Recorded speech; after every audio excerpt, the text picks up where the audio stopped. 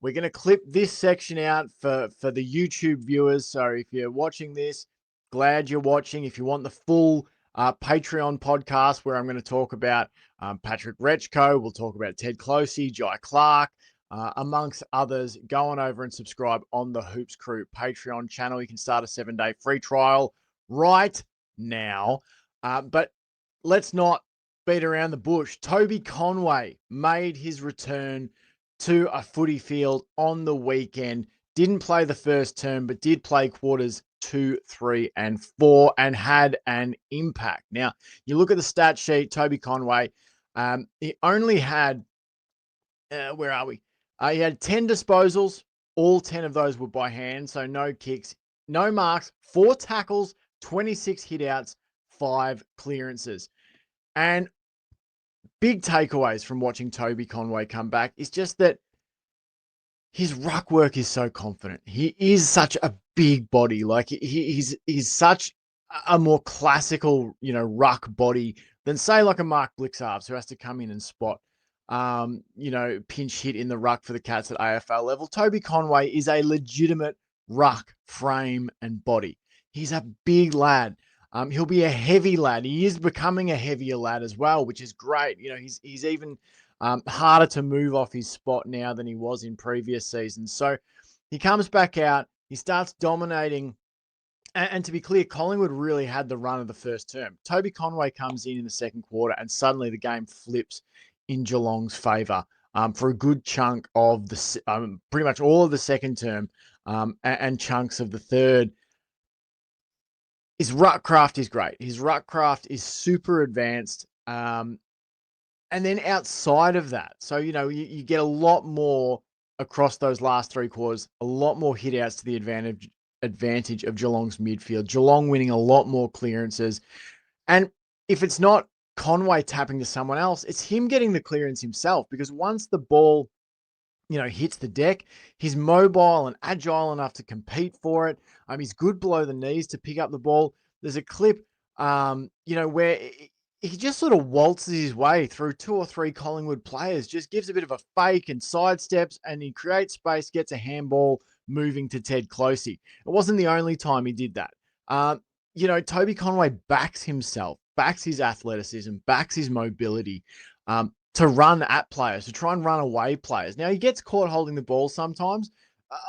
That's part and parcel of it. But he is an extremely agile and mobile big man. And yeah, he's really not afraid to go side to side to try and create some space for himself. So I really like that about his game. And yeah, the 5 clearances was really nice. That put him equal second on the team with Jai Clark. Ted Closey led the way with 7. So yeah, the hit out work looks like we remembered it when he was playing back in, trying to think when he was really on fire, probably 2023. He did play some of 2024. There's a great VFL game if you're looking for something to do, on a cold Saturday, maybe once finals hit and the Cats have secured the first, they've won their qualifying final and they're ready for a bye. Go and watch his game. I believe it was 2024 against Carlton's VFL. He absolutely torched them and just displayed everything that the Toby Conway package has to offer. His hit out work, his clearance work. He racked up, I think from memory, he might have had 20 plus touches, half a dozen or more clearances, and kicked 3 goals. And 2 of those goals from my memory were on the run, where he just streams through 50 and snaps a ball on the right boot. He is a freak. Toby Conway is a monster. I've heard some people grumbling and saying, oh, we should, it's time to move on from Toby Conway. I'm sorry, but that'd be pretty moronic at this point in time. It's not like Toby Conway would be on massive money, I'm imagining. It's not like he's absorbing, tons of Geelong's salary cap and not allowing them to make other moves at other positions. We've got Stanley and Blixarves doing a pretty good job at the moment, pinch hitting. I think it's arguably one of Stanley's best seasons as a Geelong Cat, and there's some numbers that bear that out too if you look across his career averages. Toby Conway is that ruck. He's the most talented ruckman we've had on our list. And again, I'm not, it's a talent to be available too. The important ability is availability. And so I understand that, but you don't just chuck a ruck of his talent to the side because he hasn't been able to get on the park due to injury for a few years. I think Geelong will persist and persist with this for a very, very long time because he does have the ability.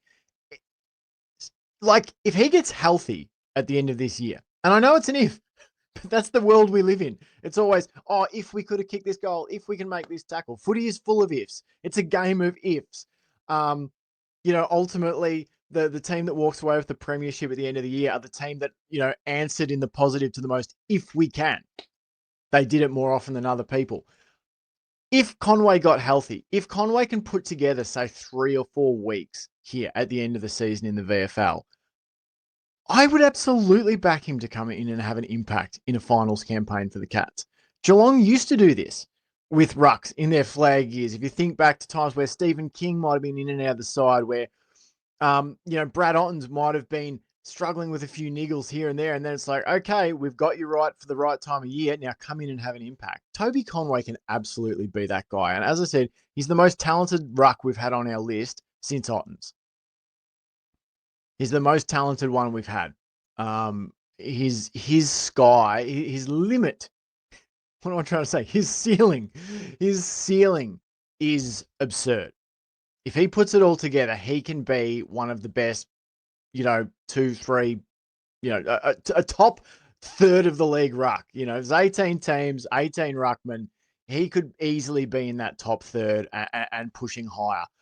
That is the level of his potential and talent. And he looked really good on the weekend. Obviously, he's going to need to get some more run into his legs. He's going to need to work back to playing the full 4 quarters. But it was really promising that he was able to run out the 3 quarters that he did play, and he ended the game really combatively. Like, he was one of those players for the Cats who was trying to lift the tide, trying to be the rising tide to lift all. He really efforted around the contest. 4 tackles is big. And we've talked about it on the show before that no matter what position you play for the Cats, if you're going to make it into the AFL side, you have to be willing to tackle and pressure. And Toby Conway absolutely was. So look, there's a few things to tidy up with him. He gave away 4 free kicks. A lot of those were those holding the ball ones. And then a couple of absolutely bizarre ones in the ruck, it was like the purge for Collingwood in the ruck. There was like no laws. You could do what you want to Toby Conway in the ruck on the weekend. It was actually quite ridiculous. There was one where Collingwood ruck had pretty much octopus strangling Toby Conway with all 4 limbs, and it was a free kick against Toby Conway. So, like, sometimes it just doesn't go your way. I thought Toby Conway had an excellent game, and it's very promising. Obviously, we're all crossing our fingers that he stays healthy, because that's essentially, for me, that's the question mark. It's health. Everything else has been put on film at some point. We've seen all the elements of his game. We've seen him put together games where he just dominates someone in the ruck. Really good opponents in the ruck. We've seen him do stuff when the ball hits the deck. We've seen him kick goals. We've seen him zone around the ground and take intercepting marks when the opponent is trying to escape 50. We've seen him win clearances and take the ball out of the ruck. We've seen it all. What we haven't seen yet is health. And I think you've got to be prepared to persist with a player of Toby Conway's potential. Because, as I said, it's not like he's a star veteran who is absorbing, a huge chunk of your salary cap. He's not, I'm imagining he's not super restrictive in that way. So you persist, and seriously, he is a massively, massively talented player. So, good signs coming out of Toby Conway. Stay healthy, big man. Stay healthy. No more coughing fits in bed.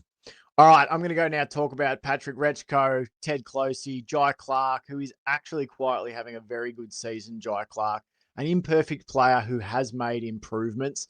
We'll talk a little bit about Jed Buse as well, and a couple of others over on Patreon. So if you want to join us there, go on over, start your 7-day free trial today.